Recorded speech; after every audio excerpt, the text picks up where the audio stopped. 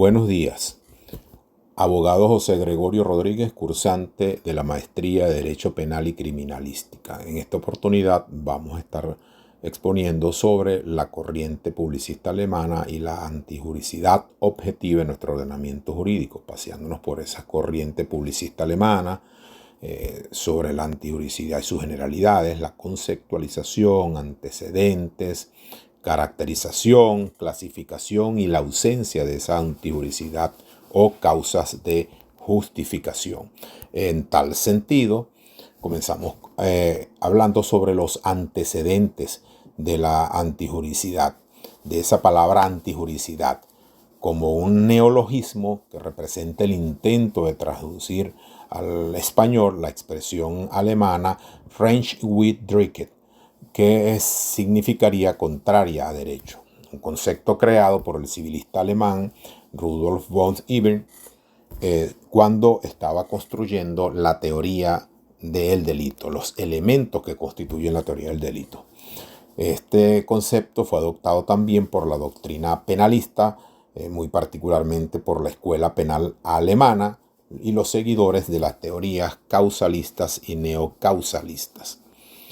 La antijuricidad objetiva está constituida por un hecho o acto típico penal que sea contrario a derecho. Es decir, cualquier conducta contraria a derecho o a la norma como tal es considerada objetivamente antijurídica. Por supuesto, existen unas causas de justificación que eliminan la antijuricidad. Esas causas, que son algunas conductas concretas, esas condiciones que terminan siendo no sancionadas por el orden jurídico penal, pese a su conformidad inicial y abstracta con la figura de un delito. Son conductas necesarias para preservar un interés que tienen un valor social superior y donde el legislador y el doctrinario ha considerado la ausencia de daño social y la no justificación o intervención del Estado por ese tipo de circunstancias que rodearon un hecho o un acto determinado. La conceptualización de la antijuricidad, podríamos decir en derecho penal, que esos elementos considerados por la teoría del delito para la configuración del mismo es un desvalor que se posee de un hecho típico que es contrario a las normas de derecho general, es decir, una acción realizada que está prohibida por el ordenamiento jurídico. Es un comportamiento contrario a derecho. Una caracterización de la antijuricidad viene dada también por unas situaciones de pensamientos críticos dentro de los doctrinarios de carácter polisémico, unos referidos a el hecho mismo del comportamiento de la conducta humana y otro relativo a las consecuencias de la conducta humana o el daño social que éstas puedan generar. La clasificación de la antijuricidad para la doctrina está constituida en dos formas, una formal y otra material. La formal se afirma que una conducta es formalmente antijurídica cuando es meramente contraria al ordenamiento jurídico.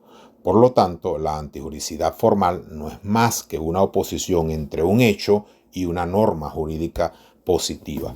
La antijuricidad material está referida a una conducta que, habiendo transgredido el ordenamiento jurídico, tiene además un componente de daño social, es decir, ha lesionado o puesto en peligro un bien jurídico protegido por la norma. Esa antijuricidad se consigue también dentro del derecho positivo y la doctrina algunas causas de justificación, que son esas causas de justificaciones que no son más que algunas situaciones concretas que excluyen la antijuricidad de un determinado comportamiento típico penal. Esas causas de justificación, las más significativas, serían el consentimiento del titular o el interesado en muchos ordenamientos jurídicos de estados soberanos, la legítima defensa, el estado de necesidad justificante o el cumplimiento también de un deber, entre otros. Dentro del ordenamiento jurídico del derecho interno, específicamente nuestra Constitución de la República Bolivariana de Venezuela, tenemos un principio de legalidad penal y tipicidad para que un hecho típico pueda ser aplicado a una persona, tiene que estar previsto de manera preexistente en una norma. Eso está contemplado en el artículo 46.6 de la Constitución de la República Bolivariana de Venezuela, y el cual recoge el espíritu y propósito de algunos convenios internacionales, de algunas declaraciones internacionales, como la Declaración de Derechos Humanos del Hombre y el Ciudadano, la Declaración Universal de Derechos Humanos, el Pacto Internacional de Derechos Civiles y Políticos, la Convención Americana sobre Derechos Humanos y el Estatuto de la Corte Penal Internacional.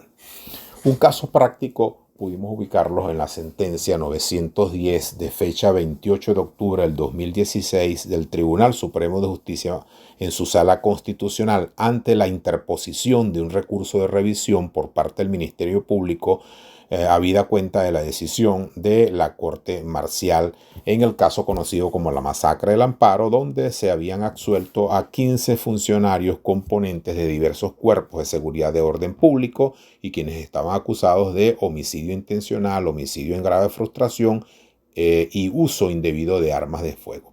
En esa sentencia, el Ministerio Público imputó a esos funcionarios sobre un conjunto de delitos que consideró hechos típicos penales. Esos eran unas calificaciones que había hecho el Ministerio Público sobre homicidio intencional, homicidio intencional en grave frustración y uso indebido de armas de fuego, que estaban contemplados en los artículos 407, 80 y 282 del Código Penal venezolano para el personal civil, el 397 del Código Orgánico de Justicia Militar para los militares, ante la actuación de ellos de manera conjunta con un grupo de civiles.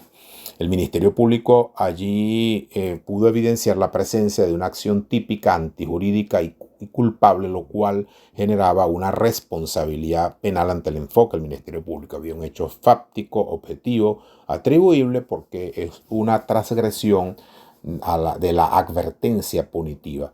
La Corte Marcial, sin embargo, en su dispositiva, consideró que hubo legítima defensa y el ejercicio legítimo de una autoridad o cargo. Y eso tendría una valoración del hecho excluyente de la antijuricidad.